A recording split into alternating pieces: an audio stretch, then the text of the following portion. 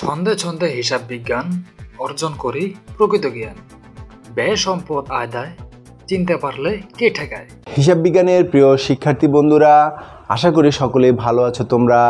হিসাব বিজ্ঞানের প্রকৃত বিশুদ্ধ জ্ঞানের জগতে আমি রিয়াজউদ্দিন তোমাদের সবাইকে জানাই সুস্বাগতম। প্রিয় শিক্ষার্থী বন্ধুরা, তোমরা এই ক্লাসটি থেকে শিখতে পারবে 2019 সালের এসএসসি পরীক্ষায় ঢাকা বোর্ডের হিসাব বিজ্ঞান প্রথম পত্রের 8 নং প্রশ্নের যে ব্যাংক সমন্বয় বিবরণী আছে তার অত্যন্ত চমৎকার সহজ সরল কৌশল নির্ভর সমাধান। এই যে শিক্ষার্থী বন্ধুরা, এটা হলো সে প্রশ্ন আর এটা হলো শিক্ষার্থী বন্ধুরা তার সমাধান। তো এখন আমরা দেখব এই প্রশ্নটা থেকে কিভাবে এই সমাধানটা হলো। তো শিক্ষার্থী বন্ধুরা, আমরা অঙ্কটি অ্যানালাইসিস করে দেখতে পেয়েছি যে এটা একটা একক জেরের অঙ্ক বা সনাতন পদ্ধতির অঙ্ক। এই জাতীয় অঙ্কগুলো কিভাবে করতে হয় এরকম একটা ক্লাস আমার চ্যানেলে আছে, তোমরা দেখে নাও, তাহলে আরও অনেক সহজে এই অঙ্কটা তোমরা বুঝতে পারবে। তো যাই হোক, আমি সংক্ষেপে সামারি আকারে সূত্রটা বলছি। এই জাতীয় অঙ্কগুলো অর্থাৎ একক জেরের অঙ্কগুলো সাধারণত ডেবিট জের অথবা ক্রেডিট জের যে কোনো একটি জের নিয়ে শুরু হয়। যদি ডেবিট জের নিয়ে শুরু হয় তাহলে যে সকল লেনদেনের ফলে পাস বই বেশি থাকে সেগুলো আমরা যোগ করি, আর যে সকল লেনদেনের ফলে পাস বইয়ের টাকা কম হয় সেগুলোকে আমরা বিয়োগ করি। আর যদি অঙ্কটা ক্রেডিট জের নিয়ে শুরু হয় তাহলে ঠিক এটার উল্টো কাজটা করি, অর্থাৎ পাস বই যদি বেশি হয় কোনো লেনদেনের ফলে সেটা বিয়োগ করি, আর পাস বই যদি কম হয় সেটা যোগ করি। এইটাই হলো মূল সূত্র আসলে সংক্ষেপে। তো এই সূত্রতে অত্যন্ত গুরুত্বপূর্ণ দুটো বিষয়, একটা হলো যে তাহলে তোমাকে জানতে হবে যে যেটা নিয়ে অঙ্কটা শুরু হয়েছে সেটা কি ডেবিট জের নাকি ক্রেডিট জের। যদি ডেবিট জের নিয়ে শুরু হয় তাহলে তুমি এই সূত্রটা প্রয়োগ করবে, আর যদি ক্রেডিট জের নিয়ে শুরু হয় তাহলে তুমি এই সূত্রটা প্রয়োগ করবে। আর তোমাদের সহজতার স্বার্থে আমি বলছি, তোমরা সবসময় ডেবিট জের নিয়ে কি হয় সেটা মনে রাখবে, পাস বই বাড়লে যোগ কমলে বিয়োগ, আর মনে রাখবে ক্রেডিট জের হলো তার উল্টা। এটা মনে রাখার পর শিক্ষার্থী বন্ধুরা, তোমাদের সবচেয়ে গুরুত্বপূর্ণ কাজ বা তোমাদের কাছে যেটা কঠিন মনে হয়, এই যে আমরা সূত্র লিখেছি পাস বই বাড়লে যোগ কমলে বিয়োগ, এই পাস বইয়ের হ্রাস বৃদ্ধি তোমরা বুঝতে পারো না, অনেক সময় ধরতে পারো না। তো আজকের ক্লাসে চমৎকার একটা কৌশল পাবে। আশা করি আজকের ক্লাসটা দেখার পর তোমরা সহজেই পাস বইয়ের হ্রাস বৃদ্ধি বের করতে পারবে। তো মূলত তোমাদের এই দুইটাই কাজ, যে অঙ্কটা কোন জের নিয়ে শুরু হলো আর পাস বই কোন লেনদেনের ফলে বাড়লো এবং কোন লেনদেনের ফলে কমলো। চলো এই কৌশলের আলোকে আমরা অঙ্কটা করবে এবার। তো দেখো, শুরুতে বলেছে জনাব রহমানের হিসাব বই থেকে 31 ডিসেম্বর 2018 তারিখে নিম্নলিখিত তথ্যসমূহ পাওয়া যায়।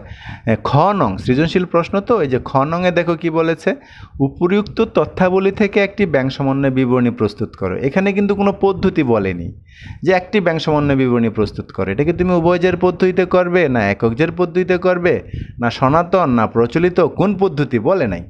কিন্তু দেখো, অঙ্কটা যদি আমরা পড়ি 1 থেকে 7 পর্যন্ত লেনদেনগুলো, সেখানে মাত্র একটি জের আছে। এই যে 1 নংয়ে নগদান বই অনুযায়ী ব্যাংক জমার উদ্বৃত্ত।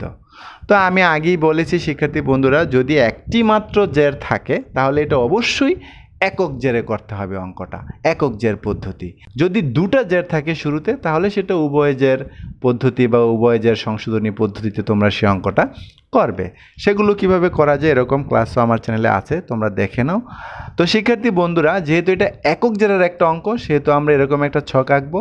উপরে মালিকের নাম লিখবো, মাঝে লিখবো ব্যাংক সমন্বয় বিবরণী, আর তারিখ লিখবো। প্রশ্নে যে তারিখ থাকে, এই যে 2018 সালের 31 ডিসেম্বর তারিখে প্রস্তুতকৃত। তো ব্যাংক সমন্বয় বিবরণীর পাশে তোমরা একক জের পদ্ধতি লিখে দিতে পারো। তো যাই হোক, নিচে তোমরা একটা ছক আঁকবে, ছক হবে বিবরণ টাকা টাকা। তো এই ছকে সর্বপ্রথম তোমাদের কাজ হলো প্রশ্নে যেই জেরটা আছে সেই জেরটা লিখে ফেলা। এরপর শিক্ষার্থী বন্ধুরা, এই জেরের সাথে কিছু লেনদেন যোগ করতে হবে, কিছু লেনদেন বিয়োগ করতে হবে। তো তুমি যোগ করবে না বিয়োগ করবে, এই জন্য তোমার সর্বপ্রথম গুরুত্বপূর্ণ কাজ এটা কোন জের সেটা চিনতে পারা। এটা হলো শিক্ষার্থী বন্ধুরা ডেবিট জের। আর ডেবিট জের নিয়ে অঙ্ক শুরু হলে আমি কিছুক্ষণ আগে সূত্র দেখাইছি, পাস বই বাড়লে আমরা যোগ করব, পাস বই কমলে আমরা বিয়োগ করবো। এটা তোমরা পেন্সিল দিয়ে প্রশ্নের কোনো একটা কোনায় লিখে রাখবে, তাহলে আর বারবার এটা চিন্তা করতে হবে না, একবার লিখে নেবে। তো চলো শিক্ষার্থী বন্ধুরা, এই যে 1 নং তো আমরা লিখলাম যেটা, এরপরে নিচে যে আরও 6টা আইটেম আছে সেগুলোর ফলে এই পাস বই বাড়লো না কমলো আমরা অ্যানালাইসিস করি। দ্বিতীয় লেনদেন হলো শিক্ষার্থী বন্ধুরা এটা। তো আমাদের সর্বপ্রথম কাজ হচ্ছে এই লেনদেনের ফলে পাস বই বাড়লো না কমলো এটা অ্যানালাইসিস করে বের করা। আর এই জন্য আমার এই কৌশলটা তোমরা মনে রাখো, আমরা ধরবো যে নগদান বই এবং পাস বইয়ের ব্যালেন্স সমান। তো কেন সমান ধরলাম, আমরা একটু বেসিক জ্ঞান অর্জন করি, খুব ইম্পর্টেন্ট, তোমরা একটু মনোযোগ দাও শিক্ষার্থী বন্ধুরা। ব্যাংক সমন্বয় বিবরণী মূলত তৈরি হয় যখন নগদান বই এবং পাস বইয়ের ব্যালেন্সের মধ্যে গরমিল দেখা দেয়। যদি এরকম সমান থাকে তাহলে কিন্তু আর ব্যাংক সমন্বয় বিবরণীর কোনো প্রশ্ন আসে না। আমরা যখন ব্যাংকে একটা হিসাব খুলি, তো ব্যাংক থেকে টাকা তুলে আনি বা ব্যাংকে জমা দিই, সেটার প্রমাণ হিসেবে আমরা নগদান বইতে লিখে রাখি, আর ব্যাংক পাস বইতে লেখে।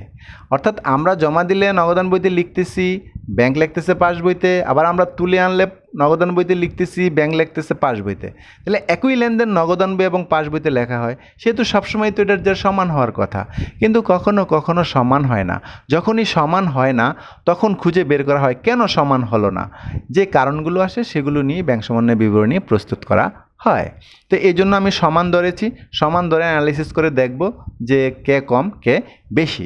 আরও একটা কথা বলি শিক্ষার্থী বন্ধুরা, নগদান বই কিন্তু আমরা যারা আমানতকারী আছি তারা লিখি, অর্থাৎ তুমি লিখো, তুমি নিজেকে একজন আমানতকারী মনে করো, আর পাস বই লেখে হলো ব্যাংক। ব্যাংকে এই পাস বইতে আমরা হাত দিতে পারি না, আবার ব্যাংকও আমাদের নগদান বইতে হাত দিতে পারে না। নগদান বইতে কমাতে হলে বা বাড়াতে হলে আমরা বাড়াবো কমাবো, আর পাস বইতে বাড়াতে হলে বা কমাতে হলে এটা ব্যাংক করবে। চলো এই বেসিক ধারণা নিয়ে এবার এটা পড়ি। দ্বিতীয় লেনদেনে বলেছে 5,000 টাকার ইস্যুকৃত একটি চেক পরিশোধের জন্য এখনও ব্যাংকে উপস্থাপিত হয়নি। 5,000 টাকার ইস্যুকৃত মানে আমরা ইস্যু করেছি, আমাদের যারা পাওনাদার তাদেরকে আমরা ইস্যু করেছি, তাদেরকে আমরা দিয়েছি 5,000 টাকার একটা চেক দিয়েছি। যেহেতু আমরা দিয়েছি তাহলে তো আমরা জানি আমাদের আগে ছিল 30,000, সেখান থেকে মাইনাস হয়ে যাবে 5,000, তাহলে আমরা নগদান বইতে কমায় দিলাম। তো এখন বলেছে যে পরিশোধের জন্য এখনও ব্যাংকে উপস্থাপিত হয়নি, অর্থাৎ পাওনাদাররা এখনও ব্যাংকে যায় নাই। তো না যাওয়ার ফলে ব্যাংক তো জানে না, এজন্য ব্যাংক কমায় নাই। ব্যাংকের উচিত ছিল মাইনাস করা, তো সে কেমনে মাইনাস করবে, এটা তো এখনও ব্যাংকে যায়ই নাই। তো এর ফলে কি দাঁড়ালো, দেখো শিক্ষার্থী বন্ধুরা, নগদান বইয়ের ফাইনাল ব্যালেন্স হচ্ছে 25,000 আর পাস বইয়ের ব্যালেন্স দাঁড়াচ্ছে 30,000। তার মানে এই লেনদেনের ফলে পাস বইয়ের ব্যালেন্স 5,000 টাকা বেশি আছে। তো সূত্রে কি বলে এবার দেখো, পাস বইয়ের টাকা যদি বেশি থাকে এটাকে যোগ করতে হয়, এই যে আমরা যোগ করে দিলাম, ইস্যুকৃত চেক ব্যাংকে উপস্থাপন করা হয়নি। শিক্ষার্থী বন্ধুরা, এই একই লেনদেন যদি অঙ্কটা ক্রেডিট জেন নিয়ে শুরু হতো তাহলে কিন্তু বিয়োগ হতো। চলো এবার শিক্ষার্থী বন্ধুরা, তৃতীয় লেনদেনের ফলে পাস বই বাড়লো না কমলো এটা আমরা জানবো। আর এই জন্য আমি আগেই বলেছি আমরা ধরবো নগদান বই এবং পাস বইতে ব্যালেন্স সমান। এবার এটা পড়ি। 10,000 টাকার একটি চেক আদায়ের জন্য ব্যাংকে জমা দেওয়া হয়েছে, অর্থাৎ আমরা 10,000 টাকার একটা চেক ব্যাংকে জমা দিয়ে আসছি। তা আমরা যেহেতু জমা দিয়ে আসছি, তাহলে আমরা আমাদের নগদান বইতে লিখব যে আমাদের জমা আছে 30,000, আরও জমা দিয়ে আসলাম 10,000 আমরা যোগ করে দিয়েছি। এখন প্রশ্নে বলতেছে কি দেখো, কিন্তু ব্যাংক কর্তৃক এখনও আদায় হয়নি, মানে ব্যাংক লেখে নাই, ব্যাংক আমাদের হয়ে 30,000-এর সাথে যোগ করে নাই। তো না করার ফলে দেখো আমাদের নগদান বইয়ের ব্যালেন্স হচ্ছে 40,000, কিন্তু পাস বইয়ের ব্যালেন্স 30,000, তার মানে পাস বইয়ে 10,000 টাকা কম দেখাচ্ছে এই লেনদেনের ফলে। আর সূত্রে বলতেছে পাস বইয়ে যদি কম দেখায় তাহলে এটাকে বিয়োগ করতে হবে, এই যে এটা বিয়োগ করে দিলাম আমরা।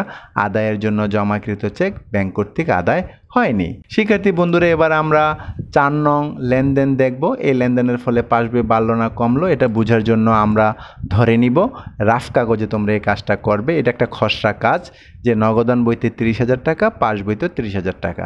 চলো এবার আমরা সেই ঘটনাটা পড়ি বা লেনদেনটা পড়ি। এখানে বলেছে যে দেনাদার কর্তৃক সরাসরি 15,000 টাকা ব্যাংকে জমা দেওয়া হয়েছে, অর্থাৎ দেনাদাররা ব্যাংকে জমা দিয়ে গিয়েছে সরাসরি। যেহেতু ব্যাংকে জমা দেওয়া হয়েছে সেহেতু ব্যাংক তো জানে যে আমার জমা ছিল 30,000, আরও জমা দিয়ে গিয়েছে দেনাদাররা 15,000। কিন্তু দেখো প্রশ্নে বলতেছে কিন্তু নগদান বইতে লিপিবদ্ধ হয়নি, অর্থাৎ আমাদেরও তো উচিত ছিল যোগ করা, কিন্তু আমরা কিন্তু যোগ করিনি, কারণ আমরা জানি না। দেনাদাররা সরাসরি ব্যাংকে জমা দিছে, ব্যাংক জানে, এই জন্য ব্যাংক যোগ করছে, আমরা তো জানি না। এর ফলে দেখা গেল শিক্ষার্থী বন্ধুরা পাস বইতে 45,000, কিন্তু আমার নগদান বইতে এখনও 30,000 টাকায় আছে। তার মানে এই লেনদেনের ফলে পাস বইতে 15,000 টাকা বেশি আছে।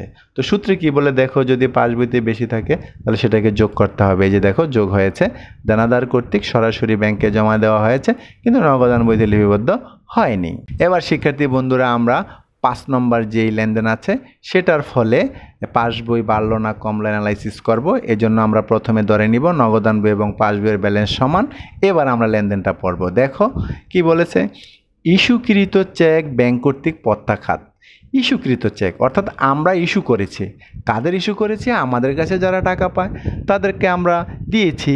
তো যেহেতু আমরা চেক ইস্যু করেছি, দিয়ে দিয়েছি, আমরা তো জানি আমাদের জমা আছে 30,000, সেখান থেকে 3,000 কমে গেছে, এই যে আমরা নগদান বইতে কমাই দিছি।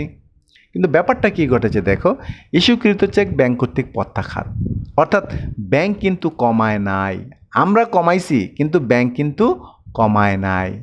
তো না কমানোর ফলে ঘটনাটা কি দাঁড়াইলো দেখো, আমাদের বইতে 27,000 আর পাস বইতে কিন্তু 30,000, তার মানে পাস বইতে 3,000 টাকা বেশি দেখাচ্ছে।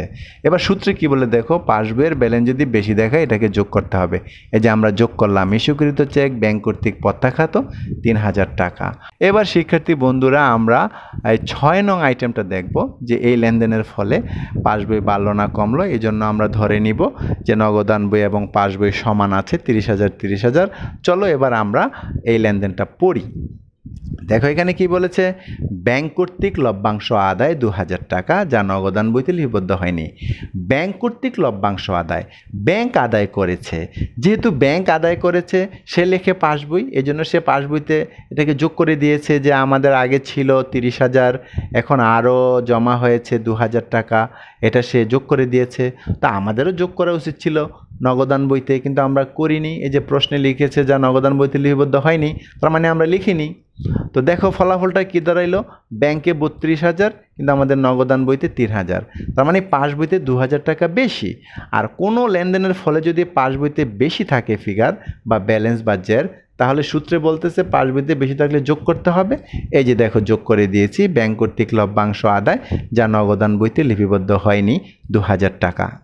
এবার দেখো শিক্ষার্থী বন্ধুরা 7 নং যে লেনদেনটা আছে, এই লেনদেনের ফলে কিভাবে পাস বই বাড়লো বা কমলো সেটা আমরা অ্যানালাইসিস করি। আমরা ধরে নিলাম পাস বই এবং নগদান বইয়ের যে সমান, নগদান বইতে 30,000 পাস বইতে 30,000। এবার আমরা লেনদেনটা পড়ি। এখানে বলেছে ব্যাংক কর্তৃক ধার্যকৃত চার্জ 100 টাকা। ব্যাংক কর্তৃক ধার্যকৃত চার্জ অর্থাৎ ব্যাংক যে আমাদের বিভিন্ন সার্ভিস দেয়, এই জন্য ব্যাংক আমাদের থেকে 100 টাকা চার্জ করেছে, অর্থাৎ আমাদের থেকে 100 টাকা কেটে নিয়েছে। তাহলে এই যে আমাদের জমা ছিল 30,000, ব্যাংক সেখান থেকেই 100 টাকা নিয়ে গিয়েছে, এজন্য ব্যাংক মাইনাস করে দিয়েছে 100 টাকা। তো আমরা তো আর জানি না যে ব্যাংক যে আমাদের থেকে 100 টাকা নিয়ে গিয়েছে, এই জন্য আমরা নগদান বইতে লিখিনি। তো না লেখার ফলে কি দাঁড়ালো, পাস বইতে দেখাচ্ছে 29,900, কিন্তু নগদান বইতে কিন্তু 30,000ই রয়ে গিয়েছে ব্যালেন্স। তাহলে এই লেনদেনের ফলে কিন্তু দেখা যাচ্ছে যে পাস বইতে 100 টাকা কম। আর সূত্রে বলে যদি পাস বইতে কম থাকে তাহলে এটাকে বিয়োগ করতে হবে। এই যে আমরা বিয়োগ করে দিলাম ব্যাংক কর্তৃক ধার্যকৃত চার্জ যা নগদান বইতে লিপিবদ্ধ হয়নি। শিক্ষার্থী বন্ধুরা তোমাদের সদয় জ্ঞাতার্থে বলি, এই একই লেনদেন, এই একই ঘটনা আমরা যোগ করতাম যদি অঙ্কটা কোনো ক্রেডিট জেন নিয়ে শুরু হতো। এই অঙ্কটা কিন্তু ডেবিট জেন নিয়ে শুরু হয়েছে, যেহেতু ডেবিট জেন নিয়ে শুরু হয়েছে সেহেতু আমরা বিয়োগ করেছি। যদি ক্রেডিট জেন নিয়ে শুরু হতো তাহলে যোগ করতাম। তার মানে কোনো একটা ঘটনা বা কোনো একটা লেনদেন যোগ হবে না বিয়োগ হবে সেটা কিন্তু ডিপেন্ড করে যেটা ডেবিট জেন না ক্রেডিট জেন তার উপরে। এবার শিক্ষার্থী বন্ধুরা 7 নংয়ের এবং এর পরের অংশ, এতক্ষণ আমরা 7 নংয়ের এবং এর আগের অংশটা করলাম। এবার 7 নংয়ের এবং এর পরের অংশ বলেছে যে ব্যাংক সুদ 2,000 টাকা নগদান বইতে লিপিবদ্ধ হয়নি। অর্থাৎ শিক্ষার্থী বন্ধুরা ব্যাংক সুদ যেহেতু লিপিবদ্ধ হয়নি, আমাদের এই ঘটনার ফলে পাস বই বাড়লো না কমলো, এখন আমাদের এটা বের করতে হবে। তো এই জন্য আমরা ধরে নিব নগদান বই এবং পাস বইয়ের সমান টাকা আছে। তো এবার প্রশ্নটা পড়ি। এখানে বলেছে যে ব্যাংক সুদ 200 টাকা, অর্থাৎ ব্যাংক আমাদেরকে 200 টাকা সুদ দিয়েছে, সেটা আমরা নগদান বইতে লিখিনি। আমরা না লিখলেও ব্যাংক যেহেতু আমাদেরকে সুদ দিয়েছে সে তো জানে আমাদেরকে সুদ দিয়েছে, এই জন্য সে কিন্তু লিখে রেখেছে যে আমাদের জমা আছে আগে 30,000, আরও জমা হলো 200, কিন্তু আমরা নগদান বইতে লিখিনি। এই যে প্রশ্নে বলেছে আমরা নগদান বইতে লিখিনি। তো আমরা না লেখার ফলে শিক্ষার্থী বন্ধুরা পাস বইয়ের ব্যালেন্স 30,200 আর নগদান বইয়ের ব্যালেন্স কিন্তু 30,000ই আছে। অর্থাৎ শিক্ষার্থী বন্ধুরা পাস বইতে 200 টাকা বেশি দেখাচ্ছে ব্যালেন্সটা, এই যে পাস বইতে 200 টাকা বেশি দেখাচ্ছে। আর সূত্রে বলতেছে যে পাস বইতে যদি বেশি দেখায় তাহলে সেটাকে আমরা যোগ করব, এই যে ব্যাংক সুদ যা নগদান বইতে লিপিবদ্ধ হয়নি। শিক্ষার্থী বন্ধুরা এভাবে অ্যানালাইসিস করে যোগ বিয়োগ করার পর আমরা দেখি যে প্রশ্নে যে ব্যালেন্সটা দেওয়া ছিল, যেটা দেওয়া ছিল তার সাথে 5টা লেনদেন যোগ হচ্ছে আর 2টা লেনদেন বিয়োগ হচ্ছে। তো শিক্ষার্থী বন্ধুরা এই 5টা লেনদেন অর্থাৎ 5,000, 15,000, 3,000, 2,200 মোট শিক্ষার্থী বন্ধুরা 25,200 যদি 70,000-এর সাথে যোগ হয় তাহলে হয় 95,200। সেখান থেকে শিক্ষার্থী বন্ধুরা এই 10,000 আর 200 মোট 10,100 টাকা বিয়োগ হবে। যে ফিগারগুলো বিয়োগ হয় সেখানে প্রথম বন্ধনী দিতে হয়। তো 95,200 থেকে 10,100 বিয়োগ হলে ফলাফল হয় 85,100। এর নাম হবে শিক্ষার্থী বন্ধুরা ব্যাংক বিবরণী মোতাবেক ব্যাংক জমার উদ্বৃত্ত। সর্বশেষ শিক্ষার্থী বন্ধুরা এই যে ফলাফল তার নিচে সমান্তরাল দুটি সরল রেখা টেনে দিবে। আর এরপর শিক্ষার্থী বন্ধুরা বক্সের বাইরে তোমরা উত্তর লিখবে যে উত্তর ব্যাংক বিবরণী মোতাবেক ব্যাংক জমা 85,100 টাকা। আর শিক্ষার্থী বন্ধুরা তোমাদের সদয় জ্ঞাতার্থে বলি, আমাদের অঙ্ক শুরু হয়েছিল নগদান বই মোতাবেক জের নিয়ে, তাই উত্তর হবে ব্যাংক বিবরণী মোতাবেক ওই একই আর কি, ব্যাংক জমার উদ্বৃত্ত, এখানেও ব্যাংক জমার উদ্বৃত্ত। যদি এটা পাস বই মোতাবেক হতো তাহলে আমরা এখানে লিখতাম নগদান বই মোতাবেক।